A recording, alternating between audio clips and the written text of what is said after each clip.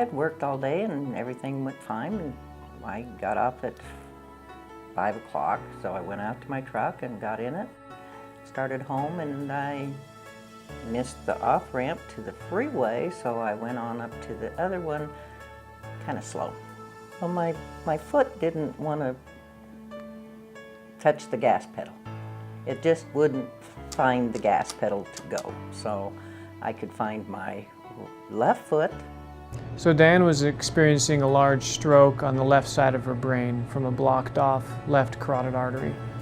And so much of the symptoms she was experiencing were on the right side of her body, weakness on the right side of her body, and difficulty speaking. Well, I couldn't communicate. I just didn't know what to think. I could find out that I was trying to communicate with everybody, but I just couldn't. About 5:30, 5:45, I started getting concerned. So I started calling her cell phone, and it wouldn't answer, went right to voicemail, and then I called Dan Wiebold and asked the receptionist what time she left. She said, well, 5:15. And I thought something's wrong. So time went on, and I was getting worried. So about 6:30, I knew something was wrong, and I was just getting ready to get in the rig and go backtrack and see if I could find her. Maybe she had car trouble or something, I didn't know. And the phone rang, and it was the Nampa City Police Department. Officer introduced himself and told me that she had had a stroke. I about had a stroke, so I jumped in the car and off I went. When I walked into the hospitals over in Nampa, they had her on a bed, and she was wide-eyed and looked at me and started just gibberish talking, and I went, oh boy.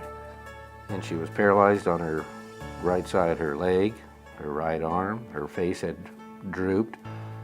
She was trying to talk to me, but it was, like I said, just gibberish. And so they explained to me what had happened, told me they had to transport her over to Boise, that they were gonna go up and try to pull, they'd found a blood clot up in her brain.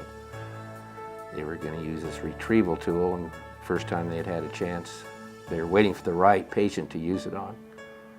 So Miss Bissell had a large central blockage in one of the arteries of her brain like this, and we can see this large area of brain with no arterial supply. After we opened it up, here's that same area with all these large arteries flowing into it. And when we have a large central blockage like that, the preferred device is called a Trevo. It's a little wire cage we put into the clot. The clot works itself into that cage, and then we pull it out after a couple of minutes. And about 80 to 90% of the time, this is the result that we see.